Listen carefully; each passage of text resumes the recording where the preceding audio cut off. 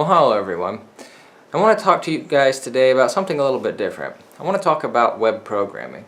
Now, I do write some websites. They're nothing special, but I haven't talked about any of that on YouTube just yet. So today I want to start talking about that a little bit. So what I wanted to do was seemingly simple, right?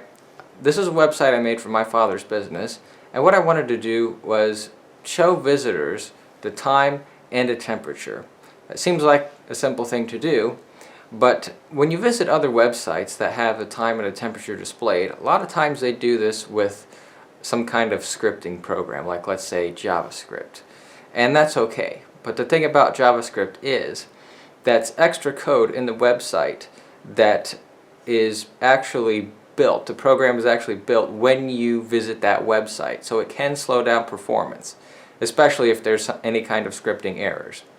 And the other thing is, when you use a JavaScript program like this to get live information, what it's actually doing is calling up another program that runs on that server. And so every time you visit that website, not only does it slow down the performance of your browser, but then it also causes additional load on the server. Because more often than not, that JavaScript is probably calling some kind of PHP, which might be actually calling some kind of Perl function, and those programs are actually built when you request them. So, long story short, to use scripts to show, like, let's say up-to-date information on the website, that's going to slow down performance. So what I wanted to do was simple. Like I said, show the time and the temperature on the website without using any scripting at all. Just use regular HTML. So today I'm going to show you guys how I've done this.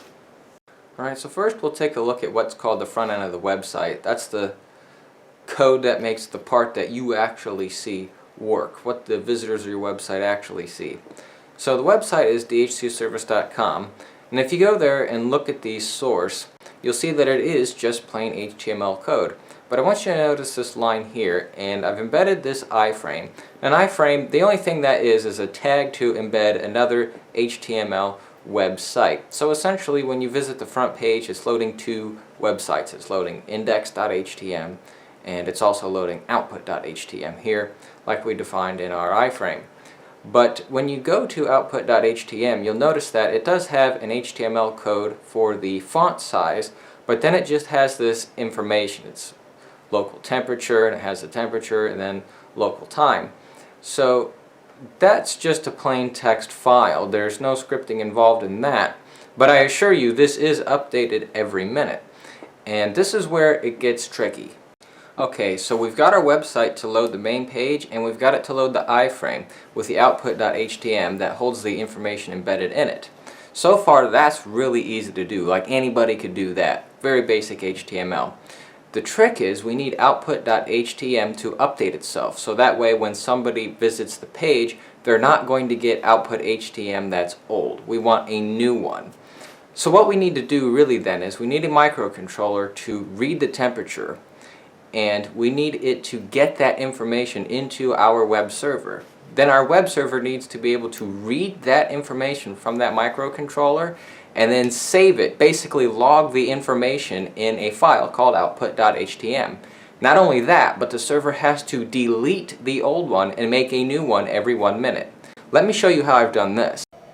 Alright guys, I apologize for the poor lighting in here. It's pretty dark here in the basement, but this is the web server that actually runs the website, and on top of it you'll notice there's an Arduino board. Now the way it works is actually quite simple. This cable right here I have my hand on, that actually comes from the temperature sensor. There's a temperature sensor just outside the house, and it's connected to the Arduino, so that's how we get the temperature data. Now you notice here we have an RS-232 converter and the serial cable. Now that serial cable goes into the server. So I wrote a program for the Arduino, and what it does, it reads the information from the temperature sensor and it will send it out through that serial cable only if it first receives a command. So what has to happen is the server sends it a command to read the temperature. It does this every 1 minute, and then the Arduino responds back with the temperature sensor, sends it through the serial port. And on the server, yes, this is a Windows server, this is the program that I wrote for it, serial to text, and it does just that. The only thing it really does is it pulls the Arduino on the serial port every 1 minute, and then it records the information that the Arduino sends back, and it saves it into that file, output.htm. But you'll notice I've made this a console application, so I've made it so that it echoes back the information that it's saving to output.htm on the screen. Oh, sorry, the camera's messing up, but you can see it there. That's the actual text that it will save to output.htm. I just have it echoed on the screen so I can watch it, make sure it updates it every minute. So there you go, that's how you do it. Alright guys, thanks for watching. Of course, the software is free. There will be links into the description to the source code and everything. If you want to play with it, you're more than welcome to. Thanks again guys for watching. Comment or message if you have any questions about this video or any other videos. Take care guys, and I'll see you again next one.